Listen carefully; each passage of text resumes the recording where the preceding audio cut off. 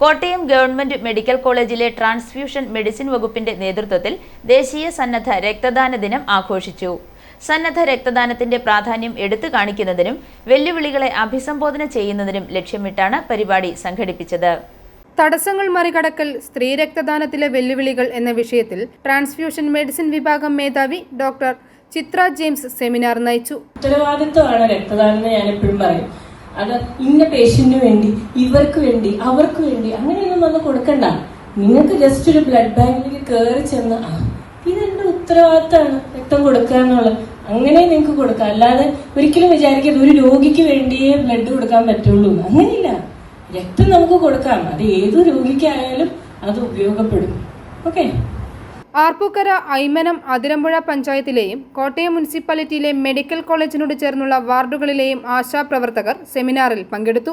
സ്ത്രീ രക്തദാതാക്കളുടെ അനുഭവങ്ങൾ സെമിനാറിൽ പങ്കുവയ്ക്കുകയും ചെയ്തു.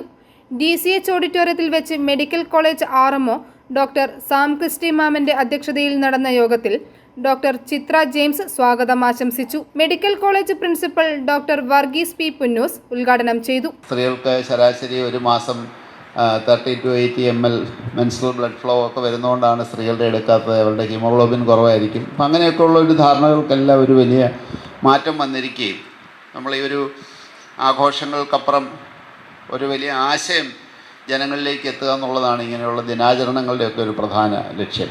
അപ്പോൾ ഈ ഒരു വലിയ ആശയമാണ് സ്ത്രീകൾക്ക് ബ്ലഡ് ഡൊണേഷന് ഒരു രീതിയിലും മാറി നിൽക്കേണ്ട കാര്യമില്ല, മാറ്റി നിർത്തേണ്ട കാര്യമില്ല.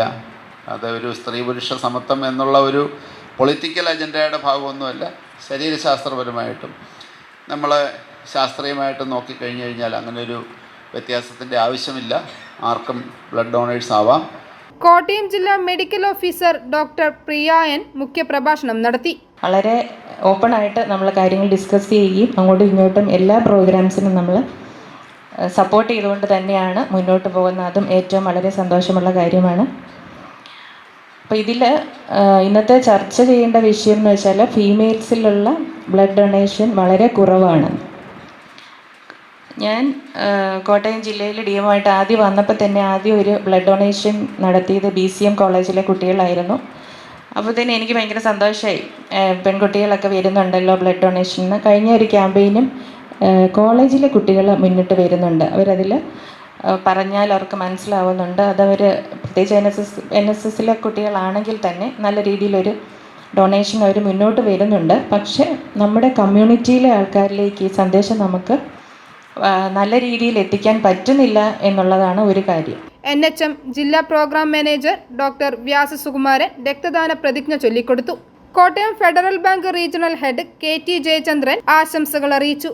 Doctor Jyothis P, doctor Anjana Mohan, doctor Mili S എന്നിവരുൾപ്പെടെയുള്ളവർ പ്രസംഗിച്ചു. തുടർന്ന് നിരവധി തവണ സന്നദ്ധ രക്തദാന ക്യാമ്പയിനുകൾ നടത്തിയ കോളേജുകളായ bishop Vayalil memorial holy cross college Cherpunkal, saint Berchmans college Changanassery, Kuriakose Elias college Mannanam, Rajiv Gandhi institute of technology, government engineering college Pampady എന്നിവർക്കും അതുപോലെ നിരവധി തവണ സന്നദ്ധ രക്തദാനം നടത്തിയ സ്ത്രീ രക്തദാതാക്കളായ Manju PR, Sreelatha K, Jai Joseph, Praseetha Gopakumar, Jis Abraham, Abitha B Abhilash എന്നിവരെയും ആദരിച്ചു. Scientific officer Sreekala TS, Dinu CP, കൗൺസിലർമാരായ അനൂപ് PJ, പ്രവീൺ P രാജ് എന്നിവർ ചർച്ചകൾക്ക് നേതൃത്വം നൽകി. ഡോക്ടർ മിലി S നന്ദി അറിയിച്ചു. i4A news, Ettumanoor.